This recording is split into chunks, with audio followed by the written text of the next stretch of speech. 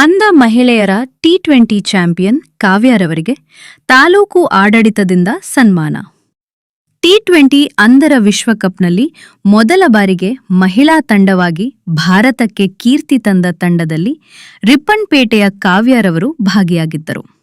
ದೇಶಕ್ಕೆ ಅಂತಾರಾಷ್ಟ್ರೀಯ ಮಟ್ಟದಲ್ಲಿ ಗೌರವ ತಂದುಕೊಟ್ಟ ಈ ಸಾಧನೆಯನ್ನ ಗುರುತಿಸಿ ಹೊಸನಗರ ತಾಲೂಕು ತಹಶೀಲ್ದಾರ್ ಭರತ್ ರಾಜ್ರವರು ತಾಲೂಕು ಆಡಳಿತದ ಪರವಾಗಿ ಕಾವ್ಯಾರವರನ್ನ ಬರುವೆ ಗ್ರಾಮದ ಅವರ ಸ್ವಗೃಹಕ್ಕೆ ಭೇಟಿ ನೀಡಿ ಸನ್ಮಾನಿಸಿದರು.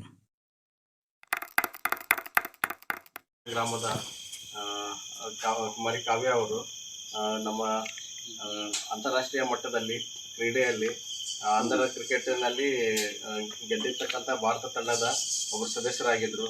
ಇವರೆಲ್ಲ ಆಲ್ರೌಂಡರ್ ಪರ್ಫಾರ್ಮ್ ಆಗಿ ತಮ್ಮ ದೇಶದ ಹೆಸರು ಅಷ್ಟೇ ಅಲ್ಲದೆ ನಮ್ಮ ಕರ್ನಾಟಕದ್ದು ಅದೇ ರೀತಿ ನಮ್ಮ ತಾಲೂಕಿನ ಹೆಸರು ಕೂಡ ಅಂತಾರಾಷ್ಟ್ರೀಯ ಮಟ್ಟದಲ್ಲಿ ಕಾಣೋ ಥರ ಎಲ್ಲ ಭಾಳ ಪ್ರದರ್ಶನ ಮಾಡಿದ್ದಾರೆ.